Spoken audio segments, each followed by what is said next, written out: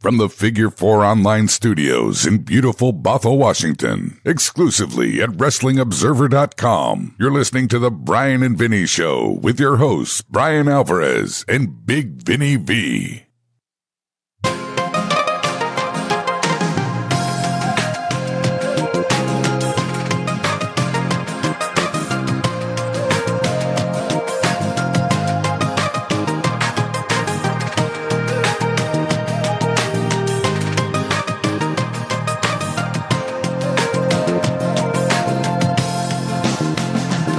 All right, it's Bryan and Vinny Show here. It's October 20, 2019, figure4online.com/WrestlingObserver.com. Sunday night here. Vinny and I are going to be joined by Granny in a second. And then we've got WWF Superstars this week instead of NWA. And Vinny and I's road report, the NXT show in Seattle on Friday night. A fine night. A very fun night at the professional wrestling action. At the matches, yes. Yeah. So that's going to be the plan for today, and I think that's it. So stand by. Let's just get Granny here on the line. All right, after a couple of faux pas, we are back here on the show. Granny is joining us here today. What's going on, Granny? I want to tell you, I stayed up half of the night doing the report. Half of the night? Uh-huh. What'd you do that for? Because I did find something on there that I couldn't get rid of, so I just kept watching it. You found something on there that you couldn't get rid of. I'll tell you about it. All right, we'll get to that here in a while. Anyway, guess what happened? What happened? I just got a message from John Pincus. He is coming to my birthday. I knew that. And he's from Chicago. Yep. And he's going to a Whale Scout event. Yeah, I actually knew that was going to happen. I was going to tell you there's a couple of people that have RSVP that I'm keeping as surprises from out of town, Granny. Don't do that. Too bad. Too bad. He ruined it by telling you there, but I know. It really helped because I figured nobody was coming and I wasn't excited. I've been telling my mom and my sister who's RSVPing, so fear not. Well, even Lynn kept saying, am I going to get an invite? I don't know what it is or anything. Wow. Well, listen, everybody, if you're listening right now, there's still time. Granny's birthday party, her 90th birthday, is coming up on November 3rd, 2019. That's Sunday, November 3rd, 2019, between 11 a.m. and 3 o'clock p.m. McMenamins Anderson School in beautiful Bothell, Washington, the Thorndike Room, City of Bothell, Thorndike Room, McMenamins Anderson School, Sunday, November 3rd, 2019. If you want to go, please RSVP with me, Bryan at WrestlingObserver.com, BRYAN at WrestlingObserver.com. And by the way, when you RSVP, if it's more than just you, let me know how many people are coming. We're trying to get a head count here. So, time's running out, everybody. We got some special guests that are going to show up. Granny's very excited, and let us know if you're coming. What about the ones around here? What about them? I mean, how do they get invited? I just invited them here on the air, Granny. What more do you want me to do? No, there's not that many people on here. Okay, don't worry about it. We're doing the best we can. Everyone is well aware, and they know to RSVP. Okay, if you say so. If they don't RSVP, they just won't eat. Okay. Or have a chair. All right, what do we got today on the Facebook? 60 questions. 60 questions? Uh-huh. Wow. I told him to ask either me or you or Vinny. It's questions for all three of us. Specifically, it says, ask questions from all three of us. No wrestling. They will be X'd out. Oh, wow. Wow. I love that. How many did you X out today, Granny, for people that couldn't read? I didn't X any of them out, believe it or not. Wow, I don't believe that, actually. And besides, I would have left it to Vinny. Well, that's not his job. You said you'd X him out, so I don't think that he went on there earlier today during football and X'd out things on your Facebook. I did. I looked through the whole thing, and I didn't see a single one. So everybody's paying attention. Wow. Or they're trying to trick you by asking a question that is about wrestling, but Vinny looks completely baffled. Up at the top here, it says 60 comments. Then I scroll down to the bottom, and it says, showing 52 of 53. I don't know. I'm just going to say maybe some of them aren't friends of yours, or they got X'd out, or who knows? I don't know.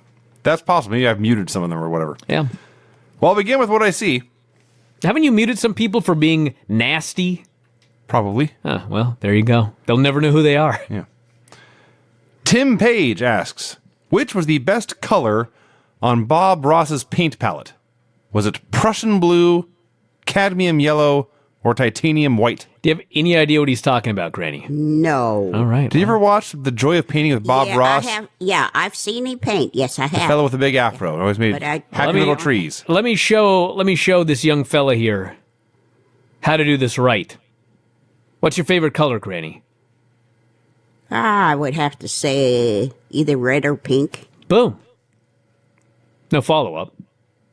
Do you prefer blue or yellow? If you had to pick one of those two. Yellow. And if you had to pick yellow or white, which one would you choose? Yellow. Okay, cadmium yellow is the answer. I have seen his paintings, though. Are they good? Yes, they're good. Very good. Blake Lister wants to know, what is the worst name you all have ever heard? The worst name? Yeah. Well, I remember some guy's last name was Pig, and he was going to get married, and his girlfriend was trying to get him to change his name. She didn't want to be Miss Piggy. She didn't want to be Mrs. Pig. I can't imagine. I'm going to have a hard time topping that one. You know, would it be easier for her just to keep her last name instead of making him change his last name? Well, back then they didn't do that. Oh, wow. Rich Connor, a top fan, wants to know, what's in your pocket? What's in my pocket? It's a Lord of the Rings reference. Might be. I Lint. don't have very many pockets. It'd probably be a Kleenex There you go, Rich. if I did have one. She's got a snot-covered tissue in her pocket, Rich. Yeah. Amir Salvador, we could be here for a while with this one. What was the worst food experience you've ever had? Where to begin? Every time I go anywhere to eat. Have you ever had a good food experience, Brian? I mean, every now and then. It's happened. I can't exactly remember. Well, actually, the worst one was when we used to be on the farm and have chicken for Sunday, we never had enough. That's a very bad food experience. Not enough food is about as bad as a food experience can get. That's You know, this right. isn't necessarily a food experience, but remember when we did that big Hell in a Cell rant here after Hell in a Cell? And it did like 126,000 views on YouTube in like 2 days. Clearly, people like to hear us complain. That's what I gather, yeah. And I was thinking that if something goes wrong and this wrestling business dies, like we can still just complain about things that happen in our lives. Sure. I'm surrounded by such incompetence, like every single day of my life, out driving and going to restaurants and going to the grocery store. Some guy today just merged into my lane, almost sideswiped me, and then was going like 50 on the freeway. It's like every single day I could just go on and on for hours about what I experienced when I just leave my house. Or Granny over here doing something on her computer when we're trying to do a radio show. I just turned it off. I forgot. I usually do. Next question, Vinny. The next question is, from Preet Paul, do you visit your awesome neighbors to the north, Canada, very often? No. I have been to Canada, but not for a long, long time. It's nice up there, though. I stayed at that nice big hotel. The nice big hotel in Canada? The Canada Inn? Vancouver. I forget what the name of That it is much more There's specific. usually only one or two This is hotels in each big this city. This is the big one. I can't remember. The one big hotel in all of Vancouver. Big where they have Vancouver tea, hotel. Where they have tea the next day and all kinds of. Was it in Victoria, the Empress Hotel? Yeah, That's Victoria. That's Victoria. yeah, that's the one I was in. That was really nice. Way back then, it was $50, so you can imagine. It's probably more than that now. Yeah. Much more. Gregor Swanson wants to know, what is your favorite breakfast, and have any of you tried haggis? Never heard of it. Haggis? Haggis. What Yeah, country's that from? It's from Scotland. Yeah, I like bacon and eggs. I like eggs scrambled in the bacon fat. Sure, yes. That's my favorite breakfast. Nothing wrong with that. Well, I like a piece of bacon and a piece of sausage and scrambled eggs, sometimes with peppers and onions mixed up in them. 89 years old. For omelet and toast and orange juice. That's good eating, Granny. That's good eating. There's someone listening to this right now going, my God, Brian's eating scrambled eggs, scrambled in bacon fat. Like, he's going to have a heart attack at any time. Brian, Meanwhile, Granny's eating a sausage and bacon and eggs every single day for breakfast. She's 89. She's sharp as a tack. They used to fry bacon in the pan, leave the grease in there about half an inch thick, and put your egg in it. I mean, that's the way. Isn't that just what I've been talking about for 5 straight minutes here? What do you think I said when I said scrambling eggs and bacon fat? I know, but you probably don't use as much fat. I use every single drop of fat that comes out of the bacon. The fat covered the egg? Yes. Oh, yeah, that's crazy. There's a layer of fat in the bottom of this pan. Here's a secret. 1 egg per slice of bacon. So if you put 4 pieces of bacon in there, 4 eggs. It's a lot of eggs and bacon. Yeah, Wow. yeah, it is. I usually do 5 and 5. That's a lot of food. That's a lot of food. They Look at used me. to do a whole pound of bacon and 1 egg. I don't do a pound of bacon. A pound of bacon and 1 egg? Yeah. Why bother doing an egg it doesn't then? even work That's like that. There's one- no way that egg could soak up all that That's grease. just scrambled fat. That's impossible. It didn't, Brian. It didn't Okay. soak it up. Yeah, but the point is if you do 5 slices of bacon and then put in 5 eggs, the eggs will soak up every single bit of bacon fat with none left over. I didn't know that. Oh, yes, Granny. Oh, yes. You've never eaten until you've fried 5 eggs in 5 slices of bacon fat. Whew. It's bad for you. Oh, get out of here. It's bad for you. You don't know anything, Granny. Go ahead, Vinny. So haggis, just for the record, just to make I looked it up for the exact definition. It is a sheep's heart, liver, and lungs, Ew. minced with onion, oatmeal, suet, spices, and salt, mixed with stock, and cooked while traditionally encased in the animal's stomach.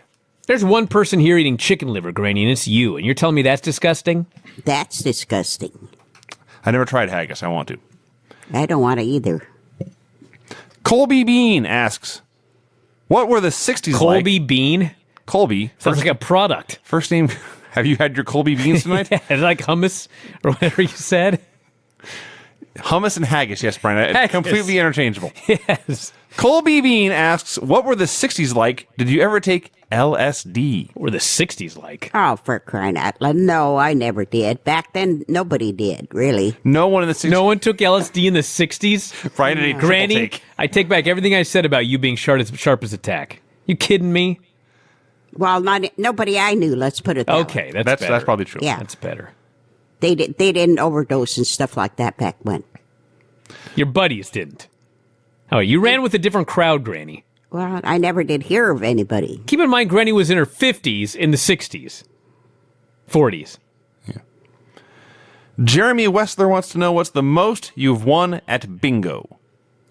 Well, I won 3 times in one day not too long ago, but the prizes weren't too big, so I'd have to say maybe $40. Don't you have to put a lot of money in for the money out to be big, Granny? No, I only spend $4. I buy 2 cards. And yesterday I won $5, but the bingo was $15, but 2 other people bingoed at the same time I did, so we had to split it 3 ways. Oh, the worst. Cheaters. Otherwise, man. I would have got $15. Man, could retire with that. Chris Sands, a top fan, wants to know, I'm expecting baby number 2 in April. Any name suggestions? Name suggestions? Pig, obviously. Yeah. Brian, you come up with it. You always come up with the different names. I'm surprised you didn't freak out when we told you this baby's name was Hanalei. Like when we told you Paisley. Well, because it reminded me of a song. That's how I remember it. I see. How do you remember Paisley? Because it's a vegetable. I had delicious paisley salad this afternoon. Cursed let me tell you. myself by saying she was sharp as a tack. Paisley is a vegetable? I'm thinking of, what is that? Parsley. Parsley. That's what I was thinking of. That's why it reminded me of parsley. Paisley and parsley. So you've thought for 3.5 years now that your great-granddaughter was named after parsley. Yep. Okay. I thought Velveteen Dream was named after cheese. I was going to leave that alone, Brian. But I heard he got hurt. He did. he did. Granny's on top of this business. But not what Paisley is. Yes, that's different. Paisley's a pattern granny. Oh. What's It was Honolulu? popular in the 60s of all times. Yeah. What's the meaning of Honolulu then? It's besides place. the song. Besides the song. It's a place which was in a song. Oh, okay.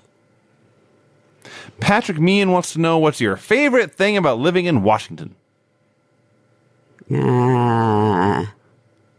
Well, I kind of like the climate. There's except for winter, different, and it's not real hot. Except for like fall and winter and spring. Big fan of the climate. I don't like the winter, but the rest of it's great.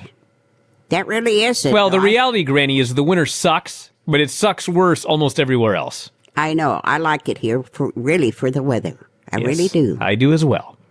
All of the trees. Quite pleasant, yes. Ryan Byers asks, how do you feel about bolo ties? Are they a fashion faux pas or are they kind of cool? Bolo? Bolo ties is when a man wears a tie, Granny, and there's like a jewel like right at the front of his neck and then some strings hanging down. Like a cowboy kind of. Oh, those are nice. Not worn very much now, though. Not very common, no. But Ryan, if you have one, Granny here has given it the endorsement. Yeah, we're at Granny's birthday party. Yeah, bring it. Anthony R. Gonzalez asks, Granny, have you ever gotten into a fight? If so, did you win? I probably got into a few scrabbles with my sister, but other than that, just scuffling back and forth. She'd go to the store. I'd give her money to get some food, and she'd come back and wouldn't give me the change, and I'd kind of fight with her for the change. That's about all I can remember. Wow. That's depressing. It was in the Depression. Well, Yeah, you got me it was there. way back then. That's actually a good point. They called it the Depression. Now I understand. It's also clear to me. Eric Creelcamp asks, have you ever had a gyro? No, what is it? It's a Greek dish. It's Currency. It's seasoned beef with vegetables and bread. A currency is money, isn't it? That's what Brian said, yes. He's thinking of euro. You ever had a gyro? Trust me, Vinny. I've heard a word before, but that's about it. Okay, that's a no. Skylar Mishra asks, did you ever have cats? If not, where did Brian's love of cats come from? P.S. Please do not invite Brent to anything ever again. Thumbs up. I can't believe Brent didn't show up for the book signing. I'm surprised. There was actually a free event in Seattle, and he didn't make it. Did you ever talk to him afterwards? After the book signing? That he didn't go to? Yeah. Why would I do that? I don't know. No, I didn't talk to him. Oh, okay. I just thought every once in a while he'd call you or something. Hey, let's do two more, Vinny. We got to get this wrestling thing done. Ryan D. Norcross, a top fan. I just finished my first year as a prison guard. Wow. Do you know anybody who spent time in the Slammer? Nails. Do I have to tell? Yeah. I had a brother that went a few times, but not the big one. Just little Just things. county jail. Yeah. He didn't go up to the big house. No, I haven't had anybody go to the big house. Just a little light misdemeanors. Vinny, Sure, yeah. there was one in there where somebody asked it 2 times in a row, and I can't remember what it was, but I would like to answer it, but Sounds compelling. You probably won't find it. What? Well, if he asked it 2 times in a row, it should be easy to find. I wished I could remember, but Why did he ask it 2 times in a I'm row? scanning and scrolling for anything appearing twice in a row here. Yeah, I think he asked it last time, and then he asked it again this time. Well, that's not twice in a row then, is it? Yeah. That's twice in 2 separate Well, weeks. he can try it again next week and do Why? 3 in a row. He must have a good reason for asking it twice. Yeah, he wants you to answer it. I know. Well, you'll but be back next week, and you can answer it again. Maybe you should Did post he it. mention asking it twice in a row? Maybe you should post it 15 times in a row. Next time I'll write it down. Good idea, then, Grant. then I'll answer it. Excellent idea. I I got promise. nothing. I got nothing. All right. I promise. Okay, let's do this thing. Okay. First, I wanted to say I was watching Joel Osteen, and he was Jello introdu- Osteen? Joel Oh. Osteen, and he was introducing somebody in the front row, Guess who it was? God. Trump. Nope. Hulk Hogan. I guess I should have known. Wow. Yeah. Hulk Hogan went to Joel Osteen. Yeah. Can't imagine what they would have to talk about. Wow. All right. Cool, Granny. Cool story, bro. What are we doing for the wrestling report?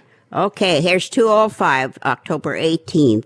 Last week we had Jack Gallagher versus Kent. And we have it again this week. Granny, I'm sorry to interrupt, but I can confirm your story.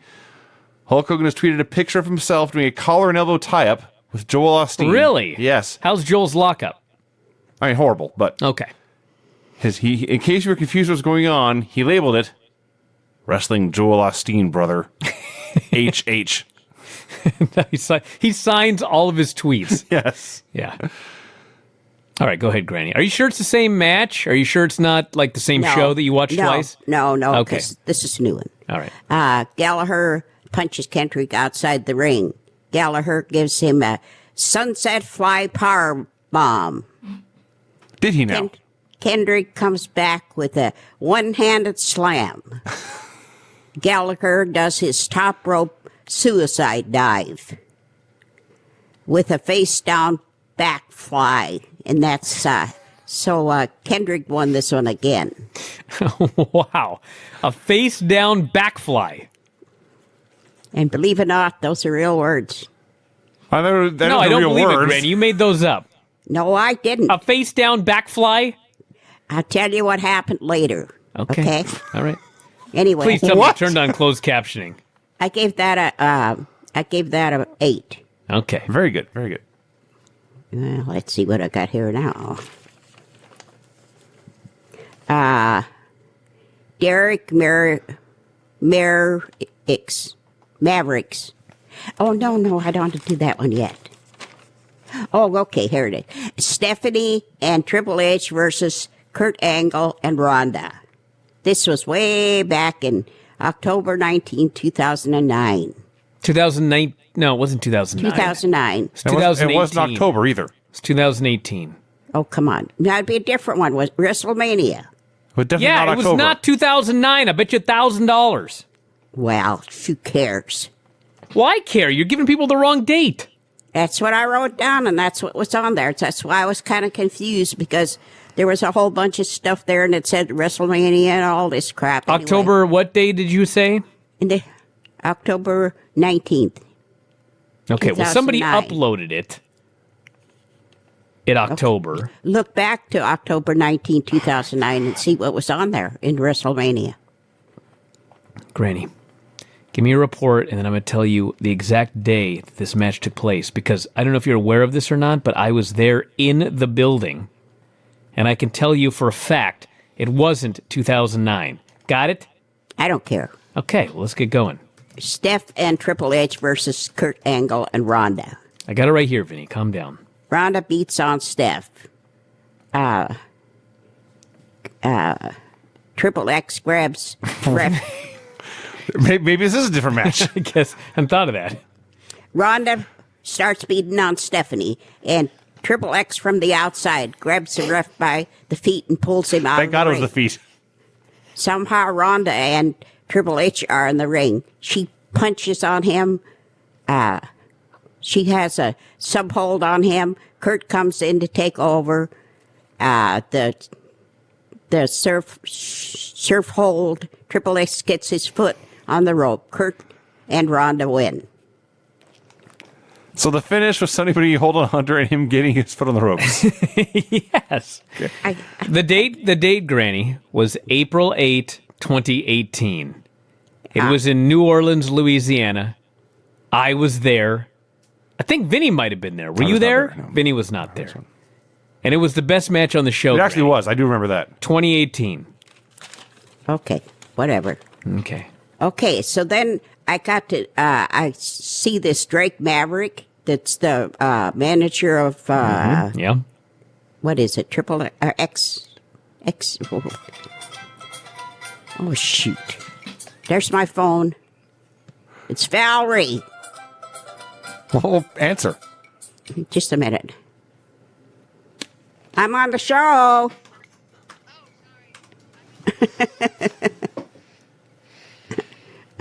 Okay. All right. So anyway, I better make sure this is shut off. So it's I wanted to look it up and see if he wrestled because I heard he came back. If he quit and then came back. So anyway, it was Derek Maverick.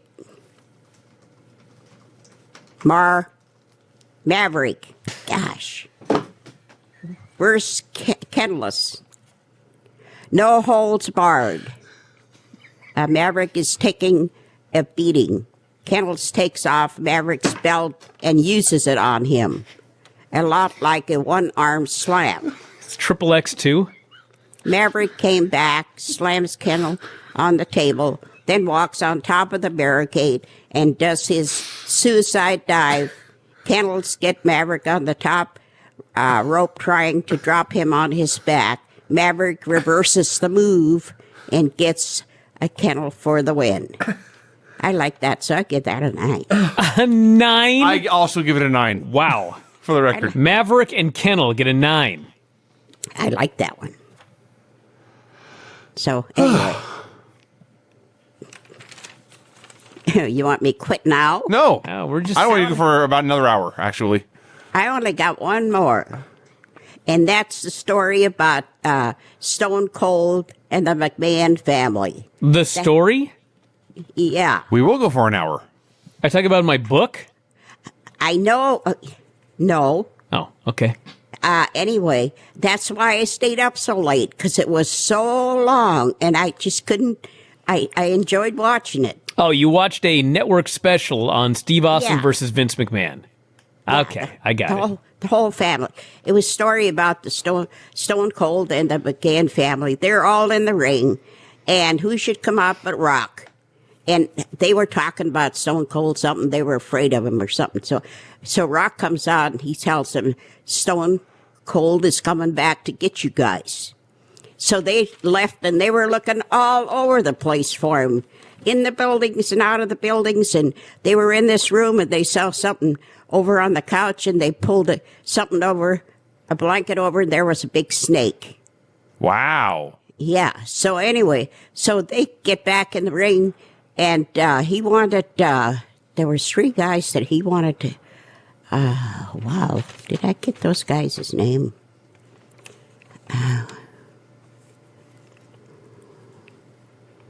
There were 3 guys he wanted to come in. Vince and two more guys that came in. Anyway, he was Patterson and Briscoe. That's the ones. Anyway, so they came in and just beat the heck out of poor Stone Cold. And so, and then another guy came in. There was 3 or 4 guys just beating the heck out of him. And so when he came to, he took after Vince and chased him out of the room. And that was kind of the end of the story that I just put down but it was a long story. Oh, another thing, he went and got one of those big machines and dropped bricks and stuff on top of their motorhome.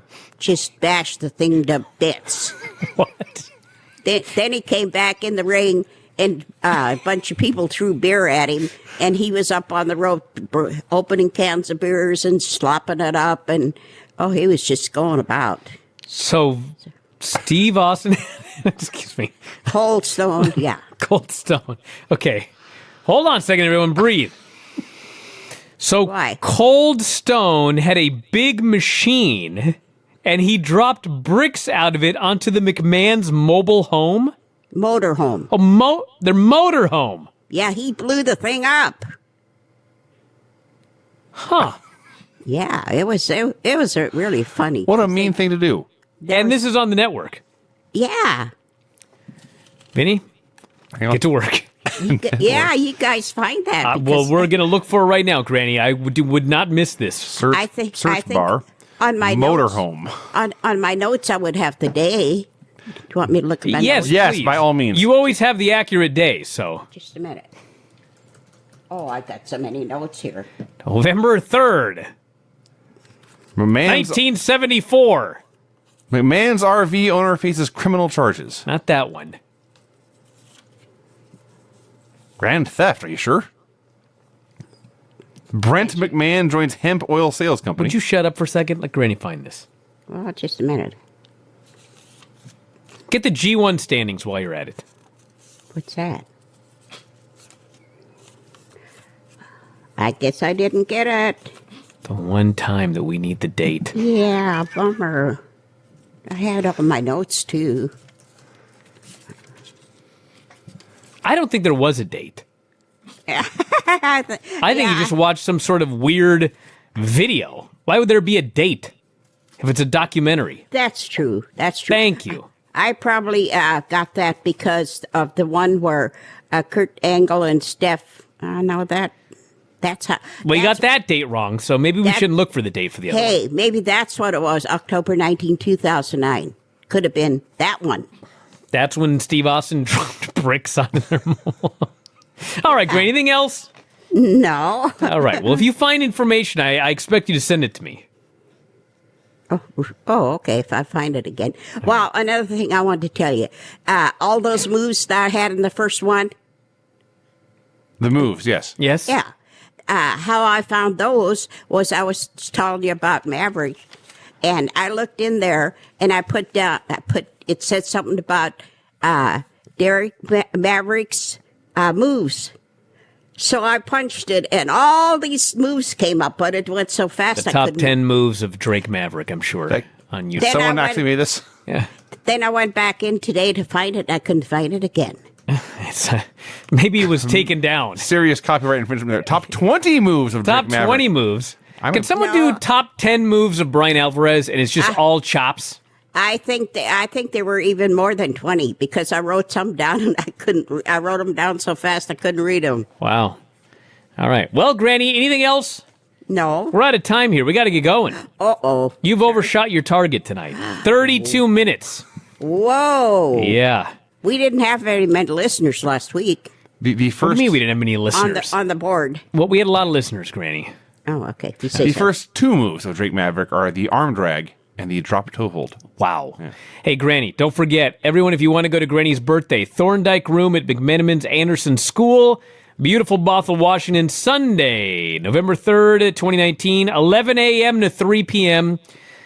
I'll be there. Granny will be there. Hopefully everybody else will be there as well. RSVP me, Bryan at WrestlingObserver.com if you'd like to go. Got it, everybody? He has to know, they have to know how many's coming. Okay, well, cool. All right, anything else? No, goodbye. All right, we'll talk to you next time. Bye. Bye-bye. All right, we're back here on the show. It is time for Superstars. WWF Superstars, November 7th, 1992. They're back in Saskatoon. They're still in Saskatoon. It They did hours and hours and hours and hours of taping back then. They were like 8-hour tapings or something crazy. must have been. Yes. No, it was. I'm telling you. Okay. So, it's after the presidential election now. Mr. Perfect makes it clear he is unhappy with the results of the election. Wow. But he is happy that Money Incorporated won the tag team A titles. very political statement here on WWE television. And Vince says, and indeed, it is Money Incorporated defending the titles against High Energy tonight. And Mr. Perfect says this is a terrible ruling by President Jack Tunney, and Jack Tunney should be impeached. And Vince McMahon is aghast. It's the Truman Show. Every week on this program. Or some program. Yes. There's some reference to what's going on in 2019. So this week on the show, we have that tag title match, Money Incorporated versus High Energy, a special musical tribute to Bret Hart, the Head Shrinkers, a special interview with the Big Boss Man, and the wrestling debut of Damien Demento. Excuse me. Damien Demento? Yes, in his wrestling debut, Hey. as opposed to his Are you singing aware debut. that the main event of the first ever Raw featured a Damien Demento? I had forgotten that. Yes, he was in the main event of the first ever Raw. Can you believe that? The longest running show. Well, now you know why. It's ridiculous. People are waiting for Damien Demento I to couldn't come even back. get that out with a straight face. Max Moon versus Louis Spicolli. They were 10 seconds into this match, and the high-flying futuristic superstar Max Moon put him in a arm bar. And they laid on the mat. And they laid there, and they laid there. I walked from here to that bathroom to get a drink and back, and it was over. And most of it was in that armbar? I guess. Well, Brian. I came back, and I know there were 2 other moves. I can tell you that Louis Piccoli was 500 levels above any other jobber on the show ever that we've seen, actually. And in fact, was better than Max Moon. But he did not win. Max won with a rolling Samoan drop and the reverse crossbody, and he won. A reverse crossbody? It's where the, yeah. A moonsault crossbody? No, you stand facing, on the top rope, facing away from the ring, but turn back like over your shoulder and do a high cross. I would call that a moonsault crossbody. We're going to go upside down, though. Well, a reverse crossbody would be vertical. Or horizontal the other way. That makes sense. Who cares? Horizontal the other way. Who cares? Recap of the whole deal A last reverse week. Crossbody would be the coffin drop. That's a better Okay, idea. thank you. Recap of the whole deal last week. The Nasty Boys brawling with Money Incorporated, and then Money Incorporated winning the tag team titles anyway, having the Head Shrinkers distracted with the natural disasters, and then the Nasty Boys confronted Jimmy Hart and threw him onto Money Incorporated. And if you didn't watch last week's show, I'd imagine you're very confused right now. You realize that I was this far into this week's show before I realized that this is the same Fatu that ran over Steve Austin. It is. Yeah. The Head Shrinkers versus Joey Maggs and Brian Costello.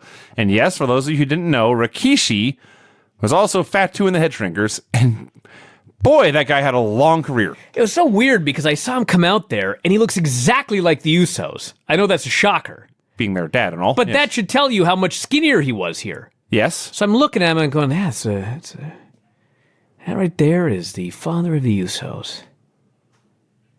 Father of the Usos. That guy ran over Steve Austin. Yes. It suddenly hit me like a ton of bricks. Yes.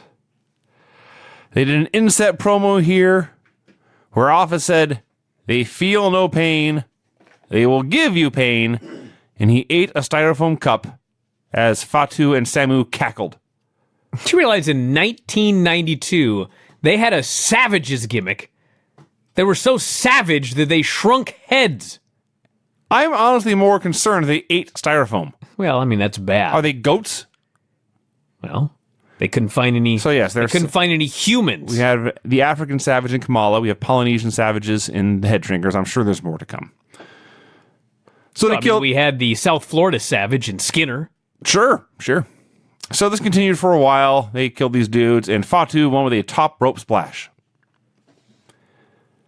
We go to Event Center with Gene Okerlund. Now, what's going on with Sean Mooney? He's not on the show. I don't think he's around for much longer. That's sad. So Gene says Saturday night's main event will return on Saturday the 14th, which is next week, for those of you not paying attention. Yeah, think about this. Saturday night's main event is the following weekend, and then it is the Survivor Series. Yes. I'll explain why this is important later. Well, for right now, I'll tell you, he gives you the date of the Survivor Series, 7 days from today, and then gives you no matches for it, and it's almost never mentioned again the rest of the show. No, we have a whole Survivor Series. No, the Saturday night's main event. Oh, yeah. Yeah. There's one graphic later. Yes. Yeah. So, on to the Survivor Series, which is plugged heavily. Harvey Whippleman is ranting about the coffin match as Kamala is wailing away, and they go back to Gene.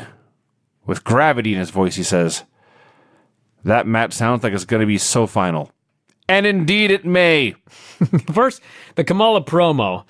At this point, there was no mention that you must pin or submit the man before you put him in the coffin. But then later in the show, they said that you must pin or submit him before putting him in the coffin.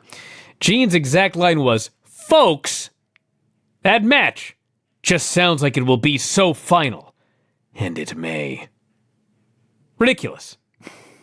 It was more ridiculous later, but I'll get to that. And then Tatanka cuts a promo on Rick Martel and those damned eagle feathers. This stupid feud has been going on forever. Tatanka and Rick Martel over eagle feathers? That's what's happening, yes. Bam Bam Bigelow screams at us. What was that music they were playing? I don't know. I, honest to God, the last time I went to Massage Envy, they played that in the waiting room. Really? I'm pretty sure. Almost positive. Was Bam Bam Bigelow your masseuse? I was just waiting to hear, like, running water. Well, he screamed about being 6'4" and 325 pounds of burning fire. And then Vince says, there's Bam Bam Bigelow, soon to be making his debut in the WWF. I have had masseuses who looked like Bam Bam Bigelow. Mm-hmm. And I know that people are going to hear this and think that it is a joke or a cliche, but it is not. I have also had very small, old Asian women who have done far more damage than the man who looked like Bam Bam Bigelow. I believe this. I've told people the best massage I ever had was it was in Friday Harbor, actually. And the masseuse was a tiny little German woman. Like, no way she's more than 100 pounds. And yes, she destroyed me. Yeah. No, without mercy. It's because they're focusing a lot of pressure into one area with a very sharp part of their body. Because everything is sharp because they're small. Yes, a person who weighs 100 pounds has got very, very bony elbows. Yes. And fists, knees. This fat guy is just round all over. Everything he has is a broad, flat surface. Like, what would you rather have on top of you? Like a giant, heavy, round ball or a sharp spike? Or a bullet, yeah. The answer is the large ball. Do we mention, by the way, that they're plugging this as Bam Bam Bigelow's debut, even though he had main evented Survivor Series? Well, yeah. Granted, 5 years ago, but still. Virgil versus the robot-like Jim Peterson. This robot-like Jim Peterson, big, strong man, says Vince. He loves Jim Peterson. He does. Do you know how much Jim Peterson must have sucked? To not get signed as much as Jim loved him? Or Vince loved him? Vince puts over big, strong Jim Peterson. Like, every time he mentions his name, he adds big, strong, powerful. Did you watch Jim Peterson in this match? Well, it's abundantly clear why I wouldn't sign him. But we're talking Vince here. I mean, Damian Demento's in the main event. He called him robot-like Jim Peterson. The robot in question is a primitive wind-up toy. Like they made in the 1980s. The guy couldn't do anything. Virgil does an inset promo. Saying as a little kid, of all the wrestlers he admired Bob Backlund most of all. And why wouldn't you? I'm glad you're making a comeback. Good luck, Bob. It was awesome, actually. Doink is in the crowd. The match is awful. At one point, big, strong Jim Peterson goes for a hip toss, and Virgil blocks it, and then he just stands there cranking the blocked hip toss like it's a submission hold. Eventually, he wins with a leg sweep, and Doink celebrates. Doink? Yes. Oh, Doink is in the... I thought you just lost your mind. I thought you short-circuited. I may have. Update with Lord Alfred Hayes. Now, before we get into this, I want to go back to the Wednesday Night Wars episode where you talked about the absurd dialogue. Oh, yes. That Beth Phoenix recited, and it sounded so phony. I'm convinced Lord Alfred Hayes could have made that incandescent whatever line work. Yes. They show a recap of Marty Jannetty attacking Shawn Michaels, and Lord Al says that this attack occurred in the ring before the match when Shawn Michaels was, quote, doing his customary preening and self-adulation. I wrote down every word he said. It worked. Last week on World Wrestling Federation Superstars, Shawn Michaels swaggered into the ring and began his customary preening and self-admiration in the mirror held by a sensational Sherry. I believe it was self-adulation. I may have been. However, the reflection that caught his eye sent a shiver down his spine. Was this his past coming back to haunt him? And they show the whole deal with Shawn and Marty in the mirror going over Sherry and everything. And they go back to Lord Al.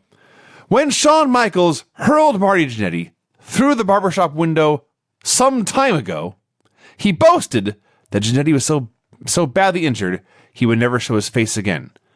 But Michaels was wrong. Marty Jannetty is back with vengeance on his mind and an all-consuming fire in his heart. For the World Wrestling Federation, this has been Update. Excellent job. Thank you. It sounds ridiculous when you say it. It does. Because you don't have his sweet accent. I do not. If William Regal had tried to pull off the line that Beth Phoenix tried to pull off, he would have succeeded. He's dignified. Yes, it does not work when your average American is spouting out a preposterous line like that. It's Beth Phoenix doing her Michael Cole impression. Just bad. And by the way, that brawl, Michaels and Marty looked like they should have had the match of the decade. They had one excellent match on Raw. I think I've seen recall them having but the a Royal Rumble match. match is just like there. Yeah. It's not all that special. A special music video for Bret Hart. Stop the presses.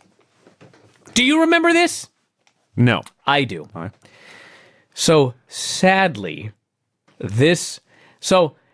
every time I'm interviewed about the WWE Network, or I write about the WWE Network, or any time I am singing the praises of the WWE Network, and yes, I complain about the WWE Network, the fast forward and rewind on the WWE Network makes me want to throw my television set out the window.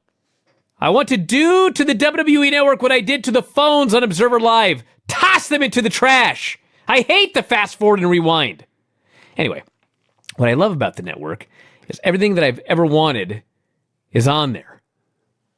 I had a closet, you remember, outside of my apartment in the mid-2000s that was stacked full of old school milk cartons filled with VHS tapes from the late 90s. Mm-hmm.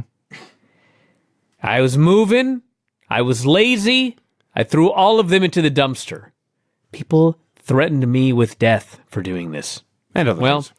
Now the WWE Network exists, and every single one of those tapes is right here in digital form on that little black box right there. I can go back and watch everything that I want, and I have no physical tapes that I need to worry about. But they had to change all the music. This video, this special music video, was originally set to Aretha Franklin's Respect. Really? It was the best video. I rewound and rewatched this stupid video when I was young so many times that the magnetic tape inside that VHS was rendered unto dust. Lord Al Hayes could have pulled off that line better than I just did. But the point is, I ruined that tape watching this video over and over and over and over and over again. I loved it. Now they edited in some stupid, cheesy, goofy song. It sucks. It is possible that there was another Bret Hart video they did that they set to Aretha Franklin's Respect that wasn't this one. This is it! Was this later? Was this around WrestleMania? It's a different video because it has Yokozuna's all over it. Yes, this probably was a pre-WrestleMania one. Yes. I don't know what music this was set to. It was not as good as Aretha but Franklin. The RESPCT video, RESPECT, yeah, fucking unbelievable. It was so great. And we're never going to see that on the WWE Network because they got to take all the music out. I actually was in the middle of this rant when I realized it wasn't this video because in the actual video, they put the letters RESPECT on the video as she sings it. Okay. I figured they must have edited it out of this one. But anyway, it's the best video. Well, you ought to look forward to It's now. on the internet, everybody. Yeah, no, they're not going to air it on the network.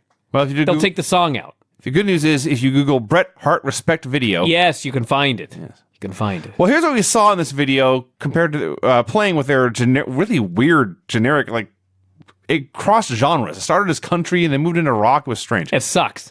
Somebody tell me what song they used for this. I need to know. So here's what we saw. First, Bret made 100 entrances. Then they went to the dungeon and they filmed Stu Hart watching children wrestle and put it in black and white, and we're supposed to think it's Bret. I bet, in all honesty, it's probably Davey Boy Smith Jr., but regardless.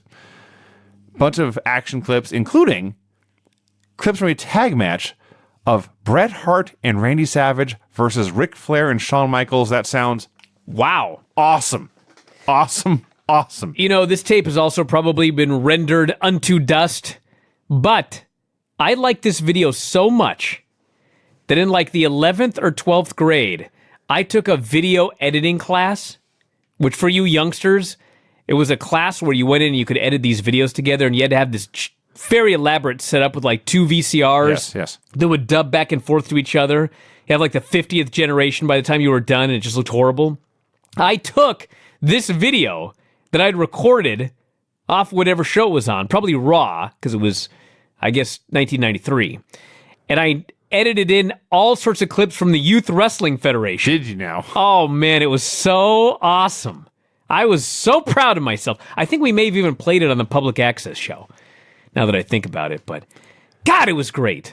Now I got some stupid elevator music replacing these great tunes. So they very briefly and from a great distance show Bret Hart winning the world title in Canada. There's a funky bass breakdown as he gives his father Stu a hug, and he puts his sunglasses on a bunch of children and gives them all a thumbs up.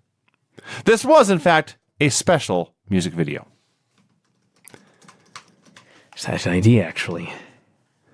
Damien Demento, which is spelled capital D-E, capital M-E-N-T-O, Demento, versus Steve May. There was no entrance for Damien Demento, which is a bad sign. There was no name for the geek, and until Vince mentioned it about halfway through. So I'm watching this match, and there's something I realized at NXT on Friday night, but it was very, very starkly reminded of it here. Dan Matha was born 25, 30 years too late.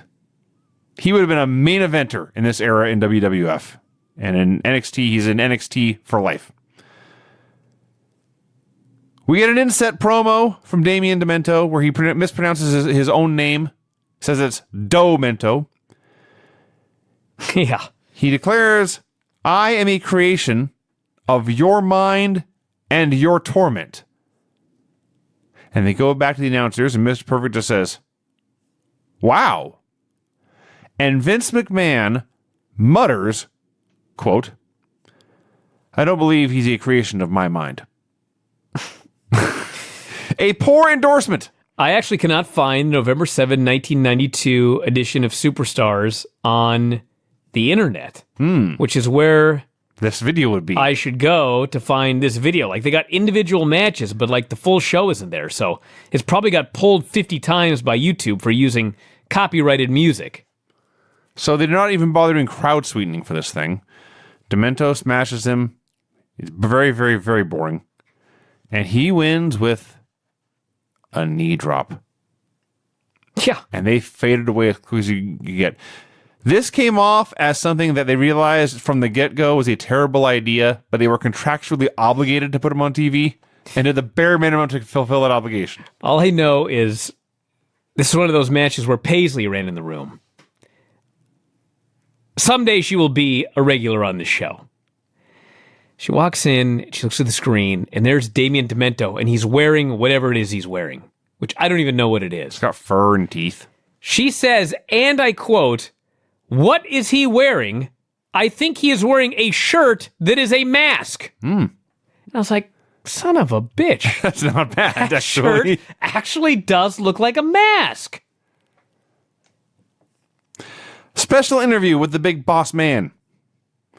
Nails, he says. My voice cracked like Boss Man's does when it says Nails. Nails is a free man because the system let him free. The system set Nails free. So you're telling me... But I am the law in WWE. That's what he said. The system set him free, which means to me, he has served his time and paid his debt to society. Yes. And he's gotten out. Boss Man says, the system set Nails free, but in the WWE, I am the law. He says, I have read his psychological report, and I know what kind of criminal he is. I was like, how did you get access to Nails' psychological report. Was it Ryan Norcross who was the prison guard on Granny's page? Can you tell us about this? He says, Nails debuted and hurt me, but he didn't break me because you can't break the law. That was a good line. Then he plugs the nightstick match, and then the big boss man says, this is what he said. Did you write this down word for word? I believe I did, if it's the same thing I'm Go thinking of. for it.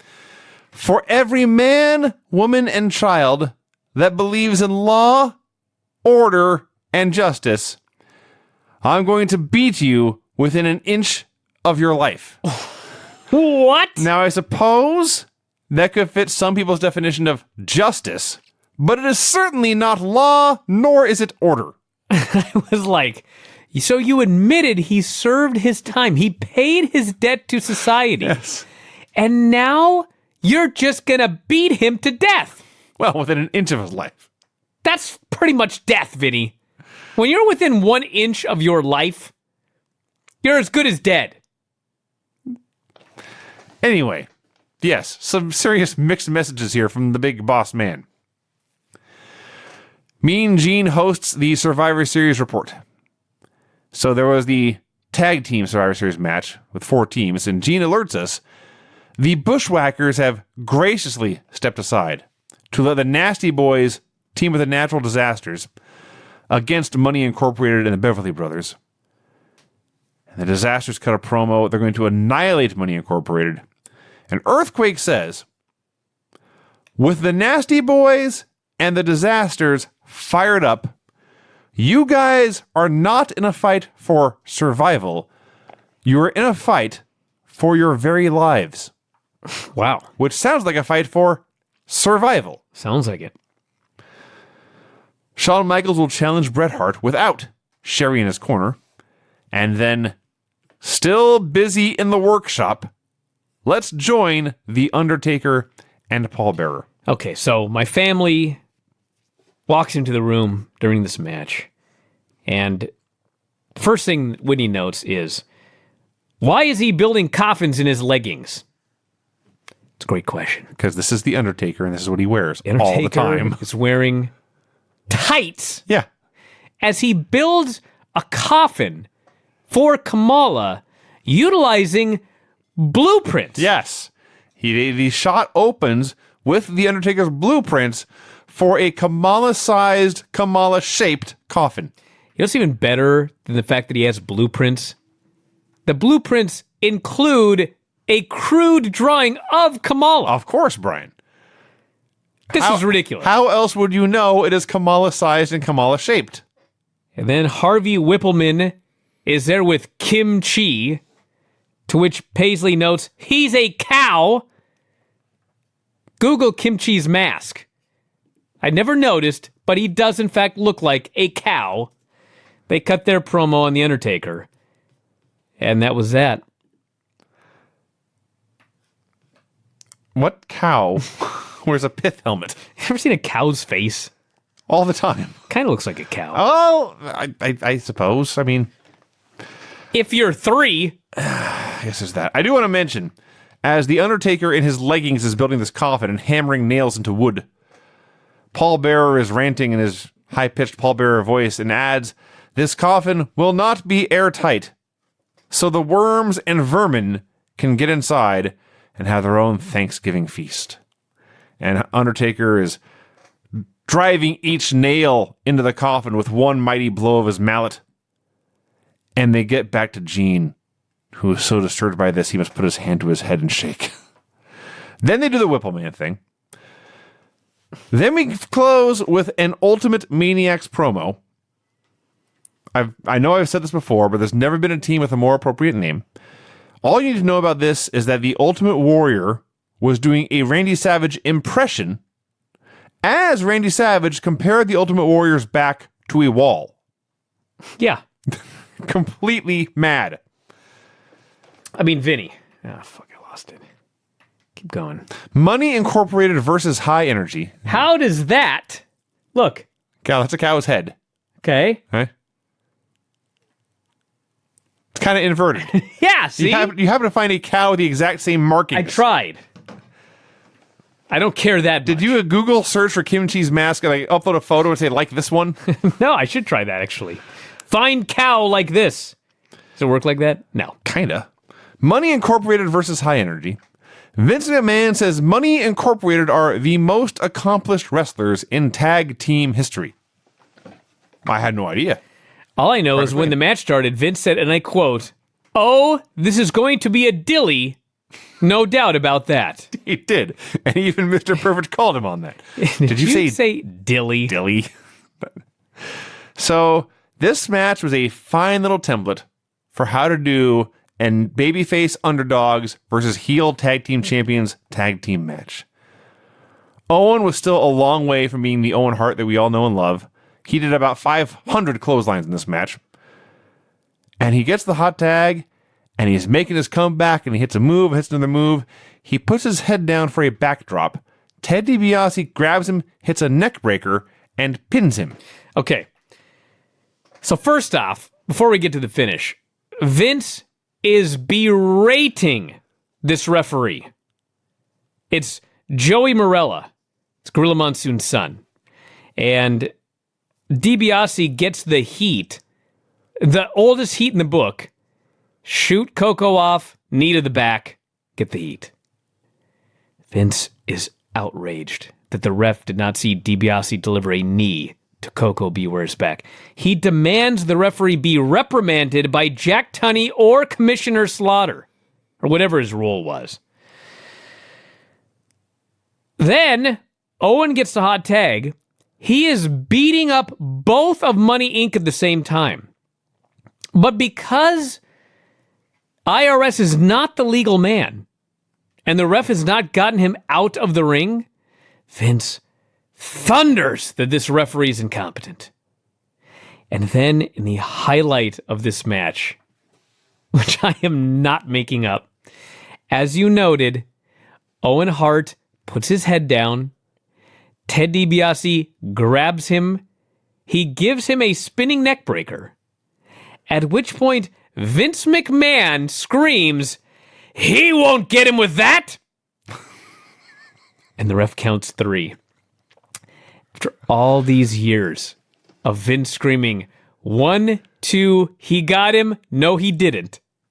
For the first time in history, Vince McMahon says, he won't get him with that, and it's the finish. That happened on another one of these shows. Something on Superstars. Somebody reminded me. I howled. But yeah, still, the point stands. So yeah. So all joking aside, if you do a match every once in a while where a guy is making his comeback and the heels hit one move and pin him, people will be more into the comeback and when guys get cut off. And won't be quite so formulaic.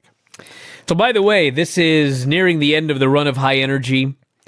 They are in the match at Survivor Series. They do a couple of matches here and there, and then they're just done. And Owen is a single, heading towards that feud with Brett. So, we go back to Mean Gene Okerlund.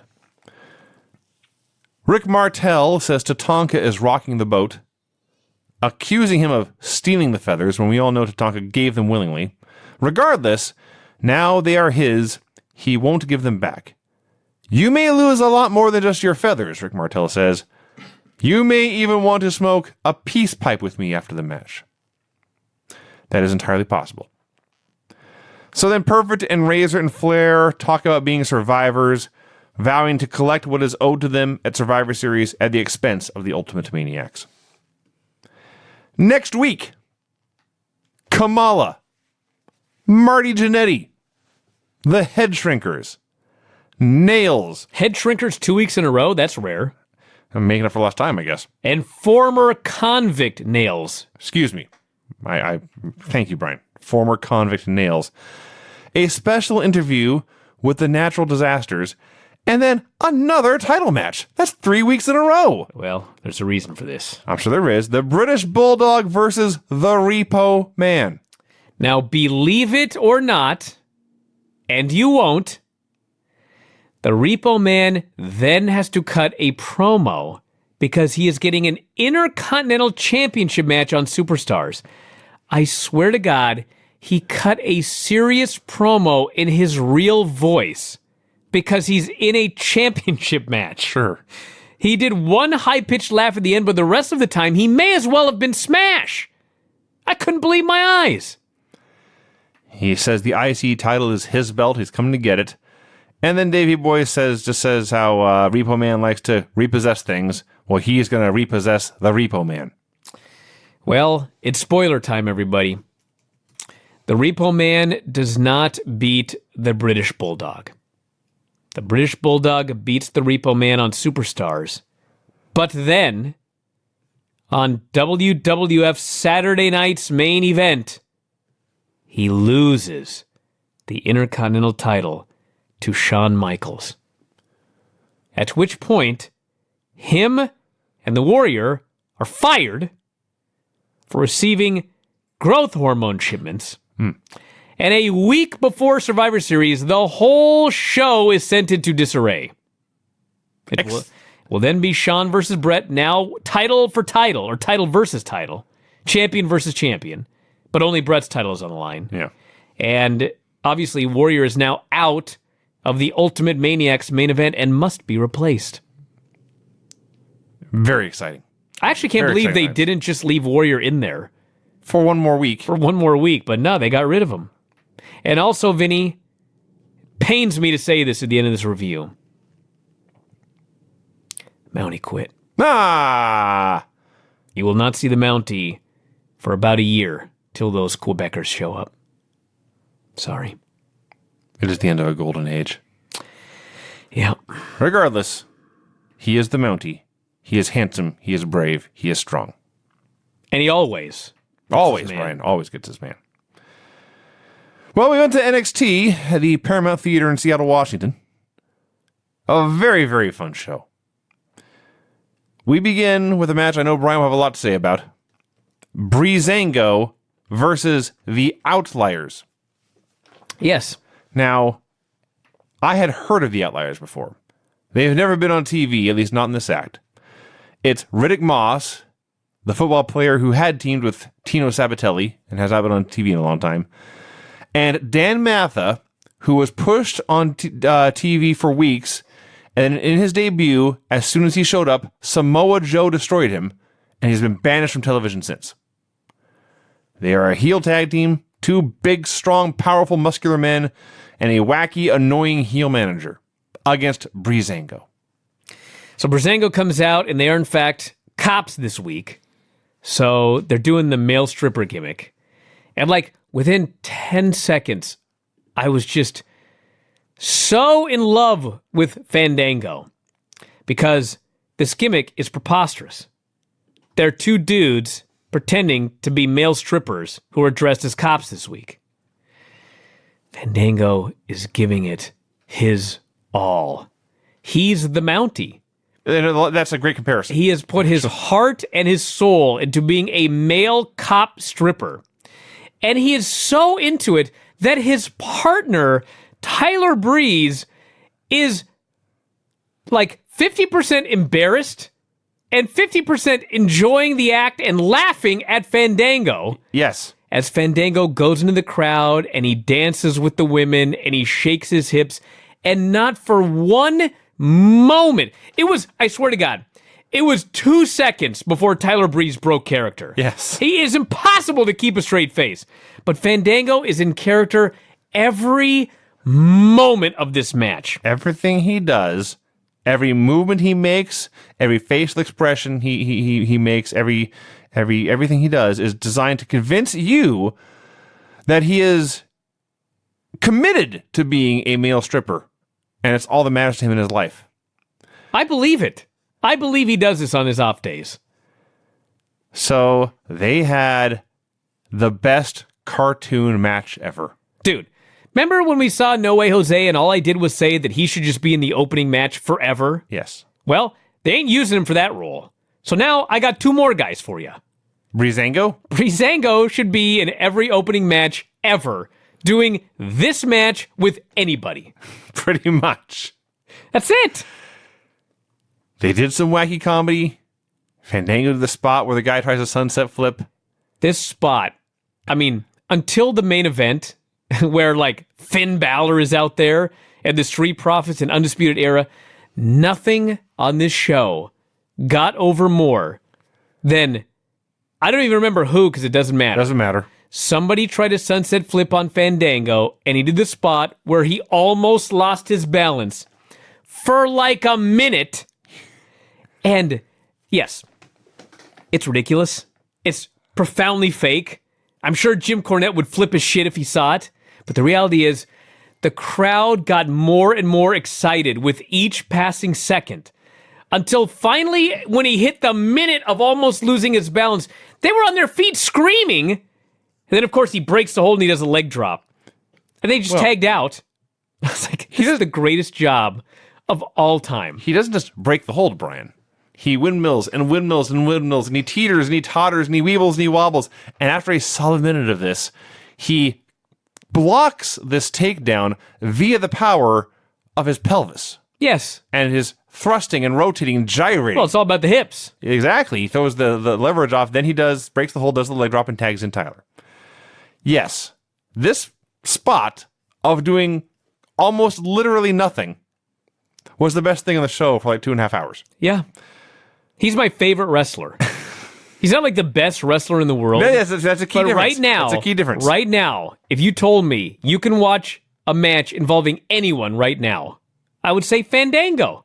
I know I will leave with a smile on my face. Yes. So they had a perfectly fine cartoon match. The Outliers are perfect, big, strong, stiff heels. They're great for having small guys fly around and kick them in the face. It's believable when they stand there and clobber dudes. Their manager is perfectly annoying, and it's great when he interferes. This all was a perfect little act. And after the manager was caught interfering, I'm sorry, I don't know her name, but the female referee in NXT, you have never seen a manager get ejected with such gusto. Oh, yeah. With such zeal. If any of you have ever seen Leslie Nielsen in The Naked Gun, when he takes the place of the baseball umpire and it starts dramatically calling every play in the game, it was like that. She points at him, and she starts to crank her fingers in a circle, and she rears back, and she points to the back, and he jumps up and grabs his head. He can't believe he's being ejected, and the place is going crazy, and the Outliers are outraged, and they turn around, and the Breezango hit a bunch of kicks, and a double super kick, and they get the pin. Loved it. This was fantastic. The Outliers looked ready for television right now. This was a win. The second match on the card, the homecoming of Defy Wrestling legend Isaiah Scott. Swerve Strickland, as he was known in Defy. He's still Swerve, so the Whose House Swerve's House chants were in full effect. And then he's fighting Dominik Dijakovic. So, of course, as soon as I saw that, I knew he was doomed, but I had no idea just how doomed he would be. They wrestled for like a minute. I don't know what happened, but somehow they bonked heads, and Isaiah Scott was bleeding a little bit, and Dijakovic was bleeding all over the place. It was sad. Basically, there was a cut, and so because there was a cut, the ref not only had to put the gloves on, but they had to call the doctor out. The doctor came out, the doctor examines the cut. The doctor didn't even do anything. It's not like he patched it up or anything like that. He just looked at it like it was a real fight and determined the blood will not get in the man's eyes. You may continue. But unfortunately, it was like 5 minutes it took to do this, and they had 9 minutes or whatever, which meant they had 3 minutes left to do the rest of their match. Rushed through it, did their finish. What they did was fine, but it was sad. It was sad. Dijakovic won with Feast Your Eyes. And I will say, I'm looking back over my photos here. The photos where he is celebrating caked in blood, that will not hurt him in the long run.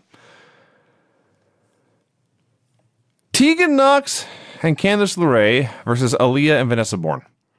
I'm sure they're very nice, but Aaliyah and Vanessa Bourne are terrible.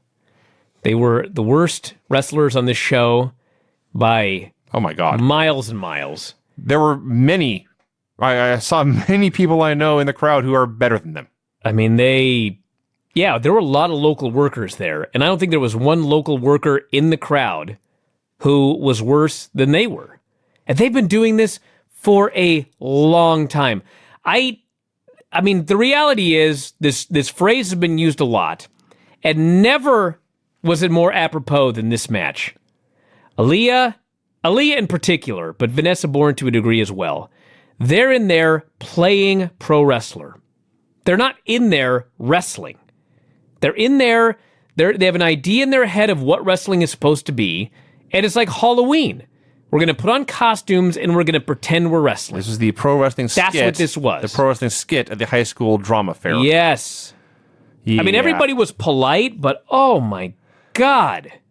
A few minutes ago, I mentioned the Outliers are ready for TV right now. Aaliyah and Vanessa Bourne did not look ready for TV in this match, and they've been on TV for years now. Tegan pinned somebody. It was Vanessa. Tegan pinned Vanessa with the shiniest wizard. I mean, dude, Tegan and Candice are great. They did what they could, and it was still way below average. They looked more than fine, but like everything, Aaliyah couldn't sell and Vanessa couldn't do offense. That's the biggest thing. So when either was asked to do either of those things, this match was cringeworthy. Fortunately, the show immediately turned around. Cassius Ohno versus Bronson Reed in Haas Warfare. Dude, I'm watching these matches, and Aaliyah and Vanessa are trying all of these moves. Just moves, and this move, and that move. Bronson Reed and Cassius Ohno are two giant dudes, and they build to one spot where Cassius Ohno tries to lift Bronson Reed, but he's too heavy. Place went crazy for his failed lift. That was the spot. So I love this match. Cassius Ohno is bigger than ever. And I felt bad noting this and was hesitant to bring it up because he's still Cassius Ohno and he's awesome. But then if you watch this match, it's part of the story. That's the story. Two giant dudes. The story of this match was, may the fattest man win. Cassius couldn't lift Bronson because he was too fat. Cassius repeatedly did the big running senton, hoisting himself into the air and let gravity pull his gigantic body onto Bronson Reed, crushing him. Until Bronson reversed the tables and his own senton was even more devastating. They went back and forth, the two brontosauri smashing into each other over and over again. They teased something off the top, it was not delivered, and then finally Cassius catches him with the rolling elbow for the 1-2-3. Loved it. Tremendous. There will never be a time in the history of the planet Earth where fans will not love to see two giant heavyweight dudes pounding each other. Yes. Now, you got to be good. Yes. These men are very good. Yes. Cassius Ohno is awesome. But, like, if you have two good, big dudes, they don't have to do anything.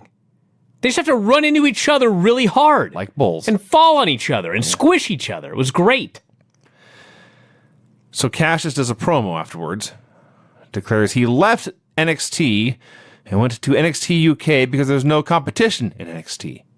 He knew there was no Johnny Gargano backstage. There was no Tommaso Ciampa backstage.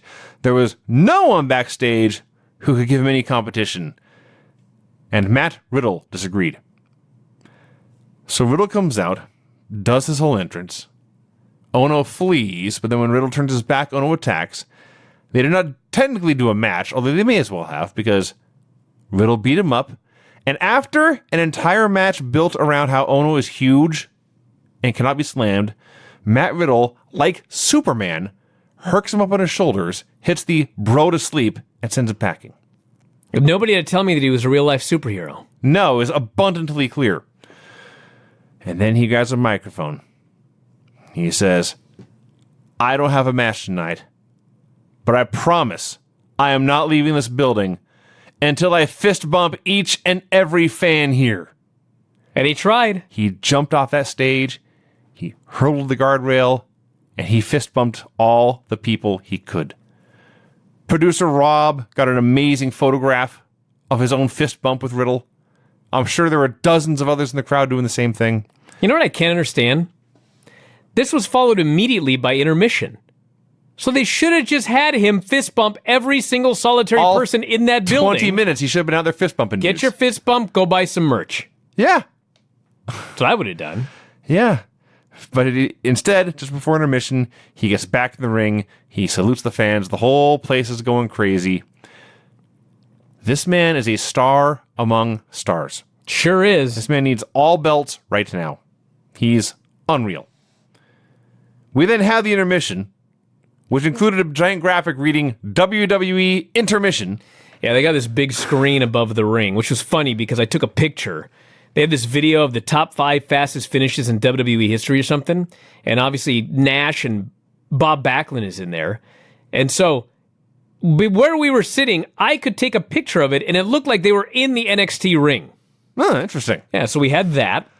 And then before the show started, there was the national anthem where they put Didn't mention that. a CGI flag on the big screen. Yeah, we all stand up and look at the screen. We're watching a video, not even a video of a flag, a video of a fake flag. Yeah. With a recording of Lillian Garcia's voice singing the national anthem. And then for the big finale, we watched cheap CGI fireworks. Yes. I look at her like, why are we even standing for this?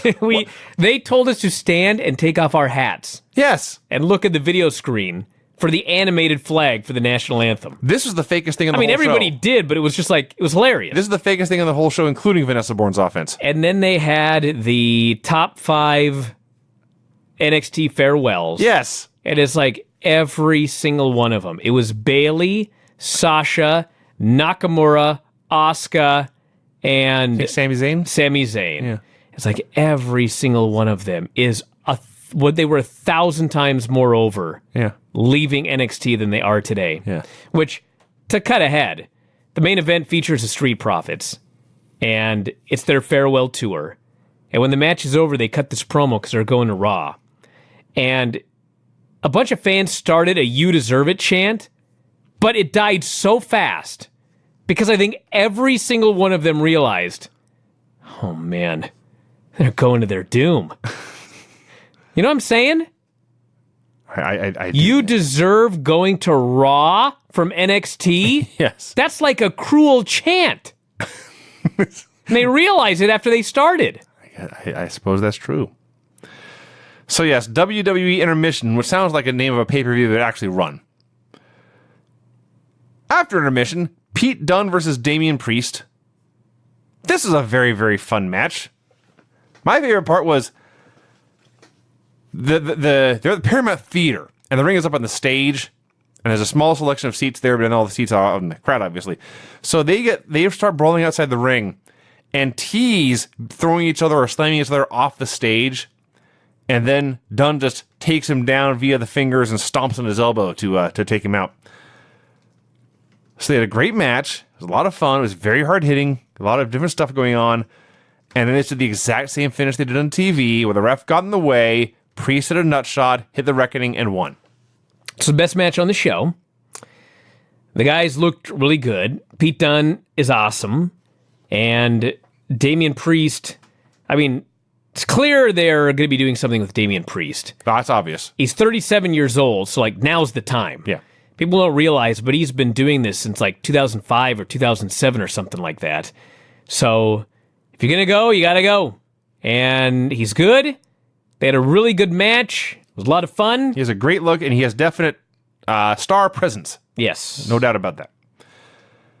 Dakota Kai versus Shayna Baszler. I think this match is kind of polarizing, controversial. I loved this match. It was very good. It had a lot of dead spots early on, and if you wanted to see a typical 2019 indie match with the guys flying around and doing 7,000 super kicks, this is not the match for you. If you wanted to see, But they did kick the hell out of each other. if you wanted to see a dominant bully champion ground her challenger, bully her on the mat until the challenger made her come back with a bunch of kicks and they just beat the hell out of each other savagely, then this is the match for you. I'm in the latter group, so I love this match. After a very savage mutual beating, eventually They kicked the hell out of each other. Yes, listen, we have often buried Dakota for being the captain of Team Kick because it sounds stupid. And there's all sorts of well-versed kickers out there who are not in Team Kick. But you know what? She was the captain of Team Kick on this Dude, night. ever since she came back. She has been so great since her comeback. It was like the captain of Team Kick was like a parody. Then she got hurt. Now it's the real deal. It is. I don't know what happened. I don't either, but she's been so great since she came back. Unfortunately, she was not great enough because at one point, Shayna caught her in the clutch, the Karafuda clutch. There was a long struggle, but Dakota could not break free. She was undone. She tapped out. And then, yes, the main event. Bobby Fish and Kyle O'Reilly and Roderick Strong versus the Street Profits and Finn Balor. So the first match in the show where like everybody in the crowd was on their feet for all the entrances. These 6 men were the superstars of the show, the main eventers. Abundantly clear. And the crowd reacted to them in that way. You all should have seen Kyle O'Reilly's air guitar solo during his entrance. This is Seattle, Washington, home of Jimi Hendrix, home of Heart, home of Nirvana. Any one of them would have been proud of the air guitar solo Kyle O'Reilly performed here. You also should have seen the Street Profits in the ring dancing to Finn Balor's music. Because Finn Balor's music is awesome, and anyone would dance to it. I had so much fun watching this match. It's great. This is not the best match I've seen all year, but I don't remember the last time I had this much fun watching a match. Undisputed Era are all awesome, but the star on this night was Kyle O'Reilly, who is so perfect as he needs a long mustache to twirl because he's so diabolical and villainous. He's also cowardly, but at the same time, when he is on offense, it's utterly believable and awesome to watch. And Bobby Fish is great as the grizzled veteran. Roderick Strong is great as the dynamo, the guy who hits the ring and lights everything up. The Street Profits, as we all know, have charisma for years. And Montez Ford, by the way, is also improving the ring. He used to be that out of control kind of athleticism, where you can tell he can run really fast and jump really high, but his timing and spacing are all wacky. His timing and spacing are getting tight. He's getting much better. And of course, Finn Balor is universally great. And the crowd loved him. They wanted him in the ring badly. They delayed it so the crowd would get into his tag, and eventually he did. They had a stupendous house show main event tag match. It was just outrageously fun. And after, I think they actually did do heat on all 3 baby faces at one point for one duration of time or another. And finally, after a million near falls and a million cutoffs and everything going great, Balor pins O'Reilly with the coup de grace to win the main event. This was phenomenally great. I loved it. I thought as an actual match, the Pete Dunne match was better. Like, if you just watch it, if this match would have been on NXT TV and you weren't there live watching it, I don't think you would have been quite as blown away. There's nothing wrong with the match. The match was very good, but I thought the Pete Dunne match was better. But yes, as a match where everybody got to do their thing and got to show off their stuff and got to do the house show stuff that you don't get to see on television, it was awesome. I mean, the way that the thing was set up, like nobody could really do dives. There were a couple of little dives, but I mean, you would fall off the stage into the orchestra pit, yes, or just off into your own doom. Yeah. So they really couldn't do any of that. And a lot of it was just, you loved it because you got to see all of the little things that you get to do on the house shows that you don't get to do on television. Which, if they got to do on television, you probably wouldn't notice it because Kevin Dunn would be too busy shaking the cameras till you vomited. But yes, it was a great house show main event. The show itself, like all WWE house shows, I mean, you can hate Raw and SmackDown all you want, but Raw shows, SmackDown shows, NXT house shows, they're all fun. You don't have to put up with any of the BS. You just get to see what is honestly like the best roster in the history of the planet. If you look at everybody WWE has signed from Raw, SmackDown, and NXT, it's the best roster in the history of the planet. And if you go to a house show, you get to actually see them have fun doing fun matches without all the stupid TV BS. So yeah, I love this show. If NXT's coming to your town, go. If Raw and SmackDown house shows are coming to your town, go. Maybe not so much TV. What was O'Reilly's line? he shouted something to the fans about, like, keep your mouth shut, Spokane. I thought that's what he said. I'm pretty sure. I don't know if that's what he said, but it was such a great line. The fans were chanting, we want the smoke, and he may have shouted something about, now you've got the smoke or something, but it's funnier. And he is from Vancouver. Yes, that's what makes it even better. So he would be aware. Acting like he doesn't know he's in Seattle. Or more, and also knowing that calling the Seattle fans Spokane fans would irritate them. Yes. Yeah, so that was great. So the show's over, the babyfaces have won, and Finn says, it's great to be back in NXT, but tonight is not about me. Tonight is about the Street Profits. And then he leaves, because while it is great for him to be back in NXT, the Street Profits have, I guess, graduated and gone to Raw, which... The winner in this is Finn Balor, by the way. I mean, in real life, Yes. in real life, it's very clear this is better for Finn than it is for the Street Profits. But if this were real, you would have Finn celebrating his demotion and congratulating the Street Profits on their promotion. Yeah. So it's odd. Now, the Profits got a great promo. We need more of this Montez Ford. Yeah. They always say your character's yourself with the volume turned up to 11. This was himself with the volume turned to like 7 or 8.